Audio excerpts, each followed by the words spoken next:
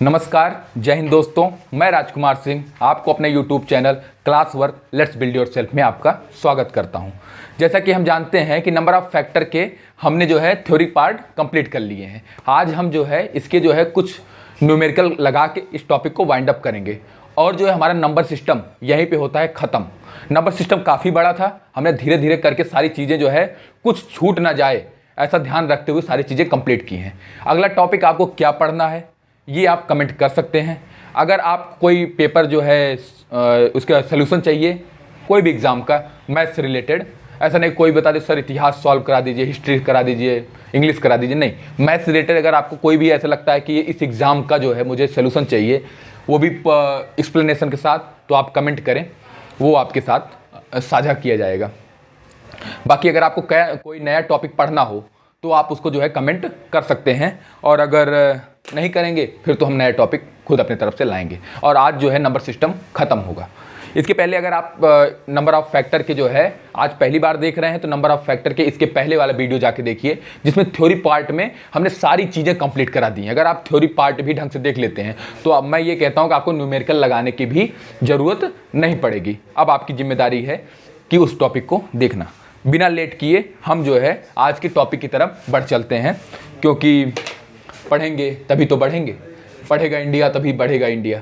चलो, पहला क्वेश्चन था जो हमने पहले लेक्चर में बताया था, उसी में सारी चीज़ें कंप्लीट करा दी थी। आज जो है दूसरा क्वेश्चन हम पढ़ेंगे, दूसरे से स्टार्ट करेंगे और इसका थ्योरी पार्ट जल्दी जल्दी ख़त्म करेंगे, क्योंकि इसमें अब थ्योरी पढ़ने के बाद न्यूमेरिकल में कुछ ऐसा बचा ही नहीं रहेगा कि आपको जो है ज़्यादा टाइम इस पर देना पड़े।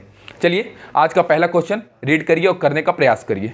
क्या कहता है कि 360 संख्या के लिए बताइए सभी गुणनखंड, सम गुणनखंड और विषम गुणनखंड। तो पहली बात तो जब कोई भी नंबर आ जाए उसके बारे में खंडों की संख्या पूछे तो पहला स्टेप आपका ये होना चाहिए कि आपके उसके सारे खंड निकाल लीजिए। खंड निकालने के लिए क्या करेंगे, गुणनखंड मेथड जो है अपनाएंगे और सारे खंड उसको अलग कर लेंगे। अब देखिए, खंड 18 दूनी 36, 180, 90, 45 दूनी 90, यहाँ पे 5 9 45 और 3 त्रिक्का 9, 3 एक्के 3। अच्छा, कोई बहुत महान इंसान होंगे कहेंगे सर यहाँ पहले 3 से काटना चाहिए, आप काट लो, कोई दिक्कत नहीं है, चाहे जैसे ही करो, अलग अलग होने चाहिए आपका। 5 से नहीं, 5 से सर लास्ट में हमने सीखा है पहले छोटी छोटी संख्याओं से काटा जाता है। हाँ, आप कर लो। यहाँ पे जो है आप 3 से काटो, 15 3 45, फिर 3 से काटो 5, फिर ऐसे, कोई दिक्कत नहीं है, आप जैसे भी करना चाहें। खंड आपके सही निकलने चाहिए। आपका तरीका होगा आप कैसे उसको करना चाहते हैं। तो 2 की पावर कितनी आ जाएगी, 1 2 3, 2 की पावर 3 गुणे 3 की पावर 2 इंटू 5 की पावर 1। इतनी चीज़ें आपकी आ गई। अब क्या करना है, इतनी चीज़ें आ गई तो आपकी समस्या होगी नहीं। अब एक एक क्वेश्चन पढ़ते जाएं और करते जाएं उसको। पहला क्वेश्चन क्या कहता है, सभी गुणनखंडों की संख्या निकालिए। पहला, सभी गुणनखंडों की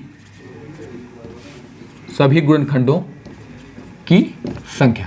सभी गुणनखंडों की संख्या निकालने के लिए हमने क्या बताया था, इसमें नीचे वाला ये A होता है, B होता है, यहाँ पे आपका C होता है, ऐसे ऊपर वाला P Q और ये आपका R होता है। हम क्या बताए थे कि सभी गुणनखंडों की संख्या निकालने के लिए P+1 Q+1 और R+1 और ऐसे आगे बढ़ता जाएगा अगर आपके पास है इससे ज़्यादा चीज़ें तो। अब इसमें क्या किया जाएगा, P+1 3 और 1 4, Q+1 2 और 1 3, R+1 1 1 2 और यहाँ 4 3 12 दूनी 24। आपका कितना आ गया, 24 सभी गुणनखंडों की संख्या आ गई। अच्छा, ऑप्शन के बेसिस पे जाए तो एक ही ऑप्शन है जिसमें 24 है, ऑप्शन नंबर ए। अगर पेपर में आ जाए तो ऑप्शन नंबर ए लगा के निकल जाएंगे। दोनों और चीज़ निकालने की कोशिश ना करें, नहीं तो आज ये हो कि आज निकाल के ही मानेंगे नहीं। अगर आपका एक ऑप्शन मिल गया उसी से काम बन रहा है तो कर लेंगे। अगर जैसे कि कई ऑप्शन 24 होते पहला तो फिर दूसरा निकालते हैं। मैं ये आपका स्ट्रेटेजी बता रहा हूँ एग्जाम में कैसे फॉलो करना है। अब देखिए दूसरी चीज़ें क्या है। दूसरा क्या पूछ रहा है कि सम गुणनखंडों की संख्या निकालिए। क्या, सम गुणनखंडों की संख्या। सम गुणनखंडों की संख्या आपकी निकालनी है तो क्या करेंगे, तो हमने क्या बताया था, सम गुणनखंडों की संख्या। जो इसके पहले थ्योरी वाला पार्ट नहीं देखा है आप जाके देखें, बिना उसके पढ़े आप जो है आज इसको करें ऐसा जो है मूर्खता ही होगी। पहले उसको आप पढ़ें। तो सम गुणनखंडों की संख्या हमने क्या बताया था, P into q plus 1 into r plus 1। P में आपको एक नहीं जोड़ना है, पी मतलब 2 की पावर में, इसको लिखिए 3 गुणे क्यू में एक जोड़ दीजिए 2 1 3, आर में एक जोड़ दीजिए 2, और 3 त्रिका 9 दूनी 18। दूसरा आपका कितना आ गया 18 सम गुणनखंडों की संख्या। अब ऐसे ही तीसरा क्या पूछ रहा है, तीसरा आपसे पूछ रहा है कि विषम गुणनखंडों की संख्या बता दीजिए। तीसरा विषम गुणनखंडों की संख्या। अब देखिए विषम गुणनखंडों की संख्या निकालने के लिए आपको क्या करना है, विषम गुणनखंडों की संख्या निकालने के लिए आपको क्या करना है बाबू, तो ये जानो कि विषम गुणनखंडों की संख्या हमने क्या बताया, 2 वाला यूज ही नहीं करना, पी चीज को यूज ही नहीं करना, हमें सीधा क्यू से चलना है। तो क्यू प्लस 1 आर प्लस 1 और ऐसे ही आगे ही जो जितने आपके आते जाएंगे उतना यूज करते जाएंगे। क्यू प्लस 1 2 को हम नहीं छेड़ेंगे विषम में, क्योंकि सम नहीं पूछ रहा है, तो 2 सम है तो उसको छोड़ देंगे। याद चालू करिए, 2 और 1 3, और आर और 1, आर कितना 1 और 1 2, 3 दूनी 6, हमारा आ गया 6। 24 आ गया आपका सभी गुणनखंड, सम गुणनखंड आ गए 18 और विषम गुणनखंड आ गए आपके 6। क्वेश्चन नंबर दूसरा हो गया कंप्लीट, और चीज़ें आप समझ गए होंगे। थोड़ा तेजी चलेंगे क्योंकि अब इसमें कुछ बताने लायक ऐसा है नहीं, बस आपने पहला अगर देखा है वीडियो तो इसमें केवल आपकी फॉर्मेलिटी अदाई करनी है, बस आपको करते जाना है। आइए क्वेश्चन नंबर दूसरा देखते हैं। क्वेश्चन नंबर 2, क्वेश्चन नंबर 2 हो गया 3। क्वेश्चन नंबर तीसरा क्या कहता है, देखिए कि एक बार पढ़ लीजिए क्वेश्चन नंबर तीसरा और देखिए क्या कहता है कि 100 के कुल गुणनखंडों की संख्या बताइए। नॉर्मल सी बात है, अब आपकी इसमें समय नहीं लगना चाहिए। इसमें ऐसे भी क्वेश्चन रखे हैं हमें जिसका रखने का मतलब नहीं था, लेकिन आपको प्रैक्टिस करने के लिए।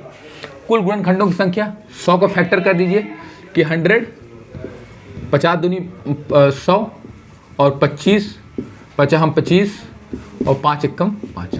तो इसके आपके कितने खंड बन गए, देखिए 2 की पावर 2 गुणे 5 की पावर 2। इसमें पूछा है कुल गुणनखंडों की संख्या। कुल गुणनखंड कैसे निकालेंगे, तो टोटल फैक्टर, कुल गुणनखंड। तो हमने क्या बताया है, p प्लस 1 q प्लस 1 और ऐसे आगे बढ़ता चला जाएगा। तो p प्लस 1 q प्लस 1 ऐसे ही आगे बढ़ते चले जाएंगे अगर आपके पास आगे है तो p ये आपका 2 और 1 3 और 2 और 1 3, 3 त्रिका 9। आंसर आपका कितना आ गया, 9 आ गया। लल्लू सा क्वेश्चन था, बस आपकी केवल प्रैक्टिस के लिए। आइए क्वेश्चन नंबर 4 पे चलते हैं। क्वेश्चन नंबर 4,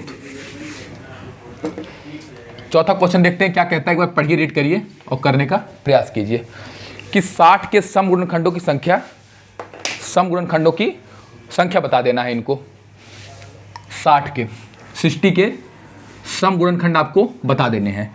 तो सम गुणनखंड निकालने के लिए क्या करिएगा, पहली बात तो इसको खंड करिए। 60 30 दूनी 60, 15 दूनी 30 और 3 पचे 15, 5 एकम 5। अब देखिए यहाँ लिखिए 2 की पावर 2, 3 की पावर 1 और 5 की पावर 1। आपको पूछा क्या है क्वेश्चन में कि सम गुणनखंडों की संख्या। सम गुणनखंड निकालना हो तो क्या करेंगे, सम गुणनखंड निकालना है आपको। तो सम में मैंने क्या बताया था, जो ये p है, p को p की ही लिखेंगे, इसमें एक नहीं जोड़ना है, बाकी में q प्लस 1 r प्लस 1 करते जाएंगे आगे जो भी होगा। तो यहाँ करिए 2, 1 और 1 2 और 1 1 2, 2 दूनी 4 दूनी 8। आपका आंसर कितना आ गया, 8 आ गया। चीज़ें आप समझ गए होंगे, बस खाली आपको ध्यान रखना है कि मैंने क्या बताया था थ्योरी में। जब सम निकालना हो तो p में एक नहीं जोड़ते हैं, q में एक जोड़ते हैं, r में एक जोड़ते हैं, ठीक है। आइए क्वेश्चन नंबर, बिना टाइम बेकार किए क्वेश्चन नंबर 5 चलते हैं। क्वेश्चन नंबर 5, एक बार क्वेश्चन नंबर 5 रीड करिए और करिए। क्वेश्चन नंबर 5, अच्छा इसमें क्या दिया गया है कि 210 210। अब 210 में जो होता है अभाज्य गुणनखंड निकालना है। ध्यान दीजिएगा, अभाज्य गुणनखंड निकालना है, अभाज्य गुणनखंडों की संख्या नहीं निकालनी है। हमने क्या बताया था, अभाज्य गुणनखंडों में a b c को काउंट कर लेंगे कितने हैं, ठीक है। क्या है आपका, पहले तो इसके खंड निकाल लीजिए। 210, 210 को तोड़िए कि 2 1 के 2, 105 आ गया, 3 से कटेगा, 3 त्रिका 9, 3 पचे 15 और 5 सत्ते 35 और 7 एकम 7। यहाँ देखिए कि 2 की पावर 1 आ गया, 3 की पावर 1 आ गया, 5 की पावर 1 आ गया और 7 की पावर 1 आ गया। अब हमने क्या बताया था, आपको बताना क्या है कि अभाज्य गुणनखंड बताइए, अभाज्य गुणनखंड। हमने दोनों में डिफरेंस आपको बताया था, इसमें हालांकि पूछा है अभाज्य गुणनखंड, लेकिन आप ये भी जान लीजिए अभाज्य गुणनखंडों की संख्या भी इसी में थोड़ा क्लियरिटी आ जाएगी। अभाज्य गुणनखंडों की संख्या, अभाज्य गुणनखंडों की संख्या।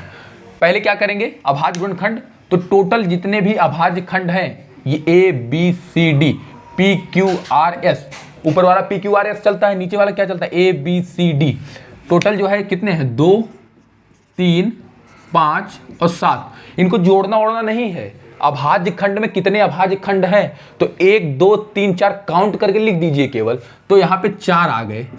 और अभाज्य गुणनखंडों की संख्या में क्या करना रहता है, तो P Q R S ऊपर वाले को जोड़ लेना है, केवल जोड़ लेना है, 1 धन 1 धन 1 धन 1 बराबर 4। हालांकि आंसर दोनों में सेम आया है लेकिन चीजें अलग होती हैं।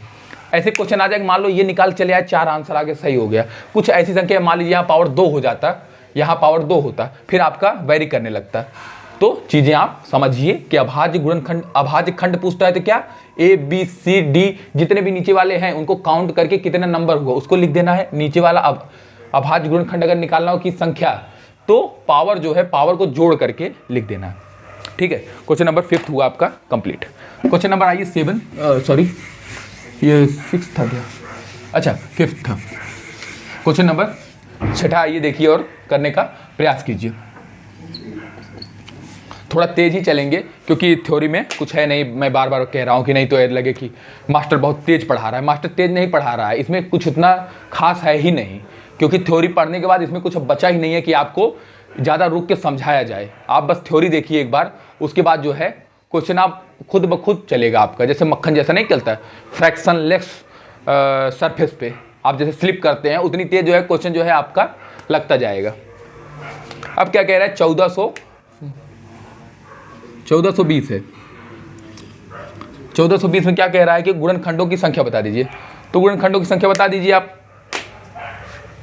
पहली बात इसके खंड कर लीजिए, आपका क्या आया 1420, 2 सत्ते 14, 2 एकते तो इतना। अब देखिए 2 से काट दीजिए, 2 3 6 और 2 पंचे 10 और 2 पंचे 10, कुछ गड़बड़ हो गया है।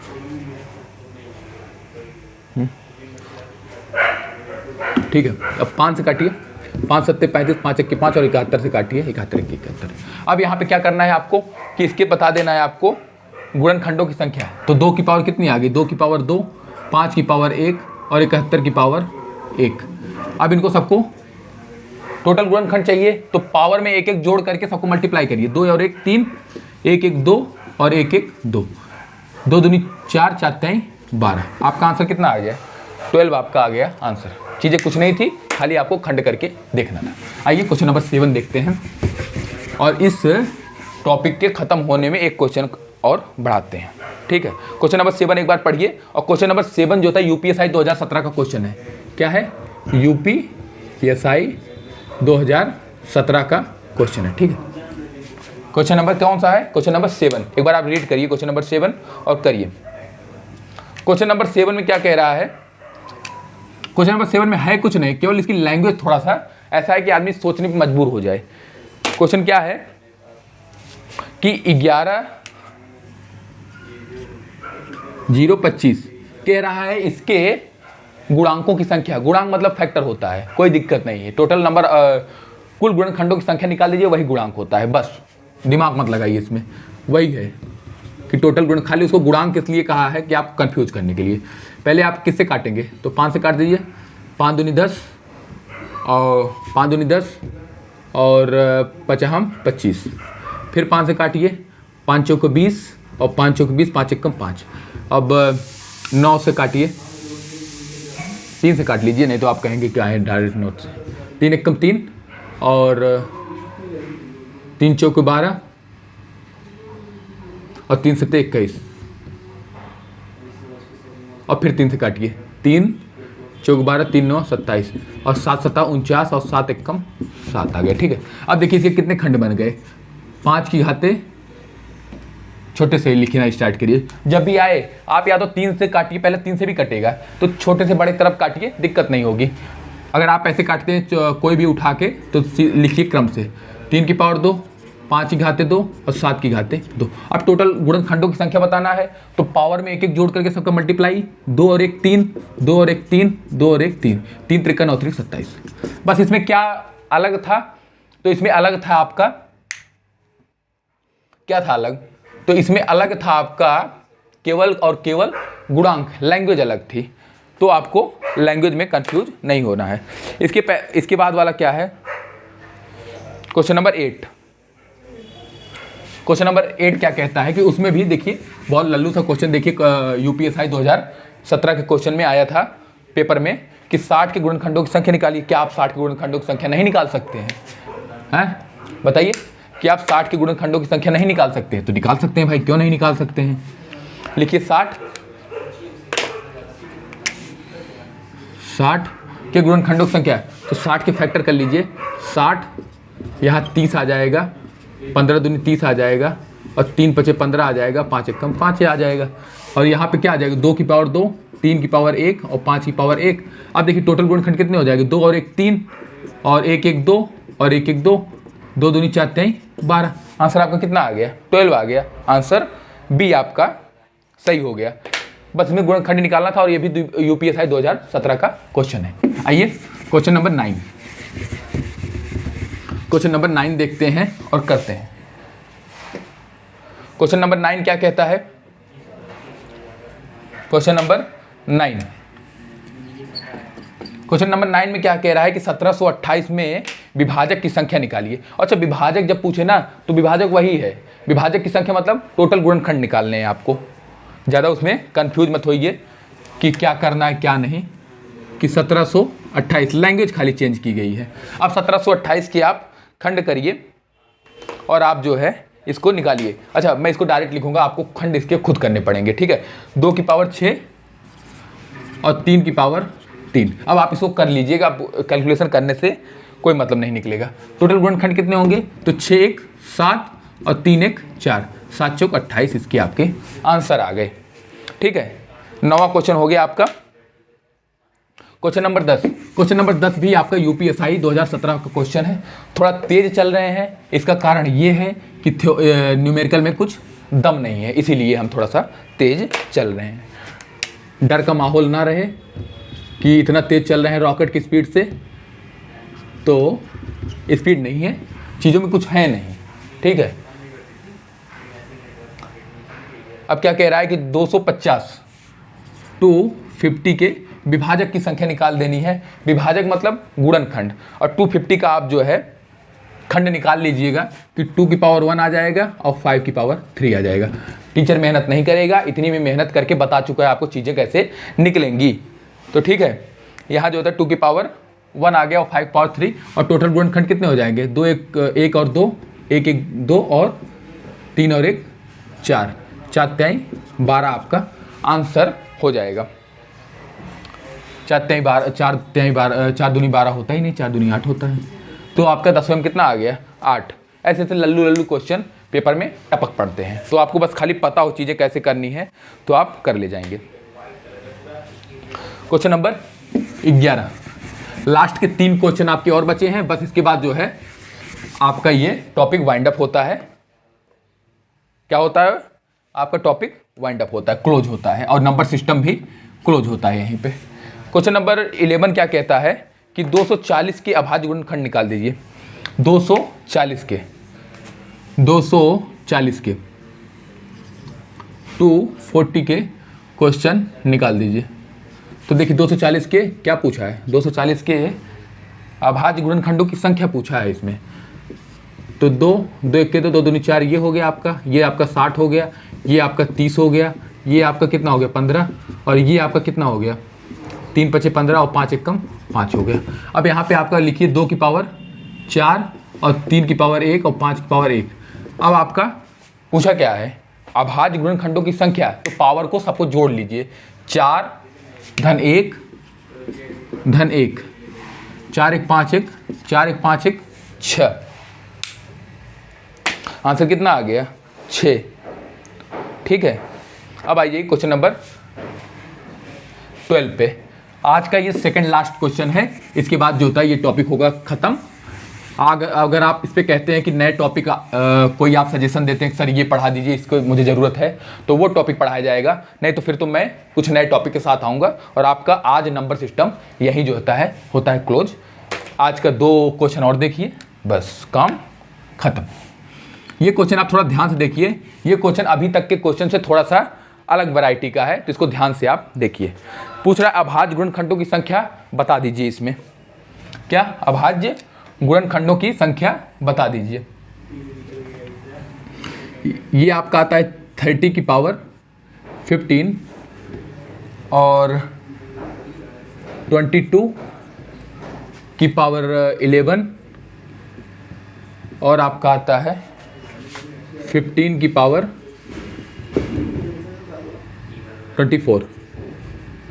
ये आपका आ गया। अब इसमें पूछ रहा है कि अभाज्य गुणनखंड बताइए। अभाज्य गुणनखंड में हमने क्या सीखा? अभाज्य गुणनखंडों की संख्या कि जितने अभाज्य खंड हो उनकी जितने पावर हो सबको जोड़ लिया जाए। लेकिन ये अभाज्य नहीं है, इसके तो फैक्टर हो सकते हैं। अभाज्य कौन सा? जिसके फैक्टर ना हो सके।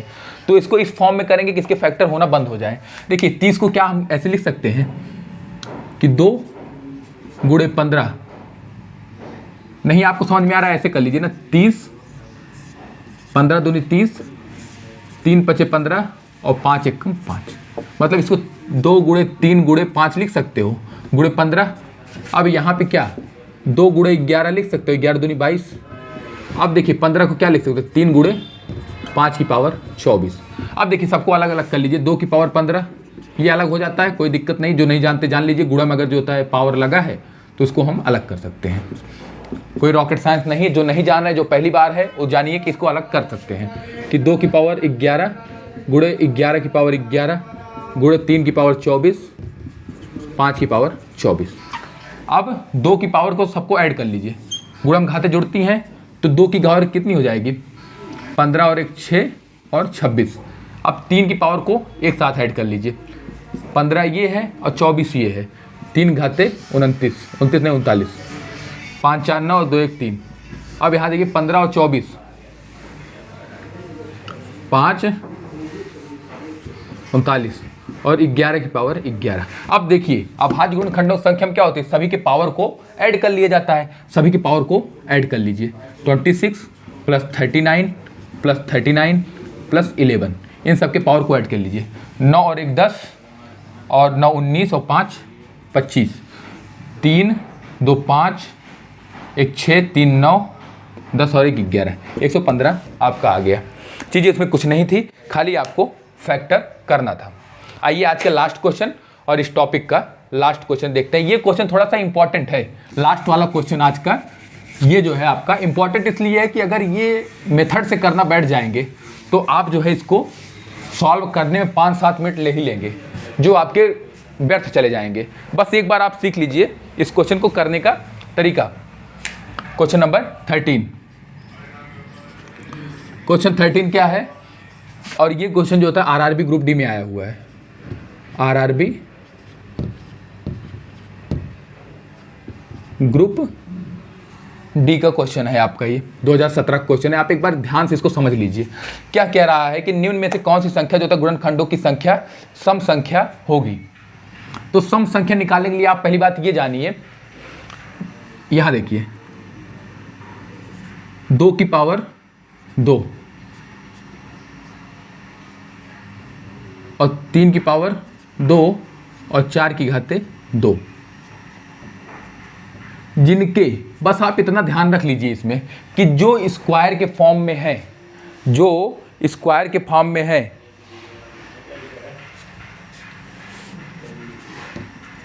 ये आपका हो गया 2 दूनी 4, 3 त्रिक्का 9 और 4 चौक 16। जिसके भी बस इस क्वेश्चन को करने से पहले बस इतना ध्यान रखिए कि जिस संख्या के स्क्वायर बन जाएंगे निम्न में से कौन सी खंडों की सम संख्या होगी। तो सम संख्या होने के लिए उसको स्क्वायर नहीं होना चाहिए। पूर्ण वर्ग अगर हो गया तो वो संख्या आपकी स्क्वायर नहीं बनाएगी। इतना बस ध्यान रखिए। तो ऑप्शन पे जाएंगे और हम देखेंगे कौन कौन सी संख्या जो है पूर्ण वर्ग नहीं बना रही है, वही हमारा आंसर हो जाएगा। तो हमारा आंसर जो है इसमें केवल बी ऑप्शन ऐसा है, option number B, option number B जो है 3600 जो है ये आपका सम संख्या होगी। तो जो आपके पूर्ण वर्ग बना लेंगे वो सम संख्या नहीं होती हैं, और जो संख्या गुणनखंड में सम संख्या बनाती हैं वो है पूर्ण वर्ग नहीं होंगी। तो आंसर नंबर बी हो जाएगा। बस आपको इसमें देखना है कि ऑप्शन में कौन सी ऐसी संख्या है जो पूर्ण वर्ग नहीं बना रही है, तो बस वही आपका आंसर हो जाएगा। ठीक है, चलिए आज का टॉपिक होता है यहीं पे ख़त्म। नंबर ऑफ फैक्टर ये आया था एक क्वेश्चन, तो मैंने बता दिया कि इसको शॉर्ट तरीके से कैसे किया जाएगा। जब ऐसे क्वेश्चन आ जाए कौन सी संख्या के गुणनखंडों की संख्या सम होगी, तो वही सम होगी, गुणनखंडों की संख्या वही सम होगी जो पूर्ण वर्ग नहीं बनाते हैं, जो पूर्ण वर्ग नहीं बनाते। बात को गौर से सुने।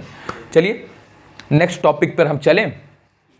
अगली क्लास में हम नेक्स्ट टॉपिक पर चलेंगे ही, उसमें कहने की बात नहीं है। और अगर आपको कोई ऐसा लगता है कोई पॉइंट कि सर ये टॉपिक पढ़ाना चाहिए, तो आप उसको कमेंट में करके बताएं। नंबर सिस्टम आज बाइंड अप हुआ और काफ़ी मेहनत करके टीचर ने तो पढ़ाया ही, अब देखिए आप लोगों ने कितना उसको एब्जॉर्ब किया है। तो उस चीज़ को ध्यान से, चीज़ें अगर नहीं पढ़े हैं तो पढ़ते रहिए, प्रैक्टिस करते रहिए। थ्योरी पढ़िए, थ्योरी के बाद प्रैक्टिस करिए, अगर प्रैक्टिस करने में दिक्कत आती फिर एक बार थ्योरी पढ़िए। चलिए चैनल को लाइक शेयर सब्सक्राइब करते रहिए और परिवार को बड़ा बनाते रहिए। मिलते हैं नेक्स्ट क्लास में, तब तक के लिए जय हिंद, जय भारत।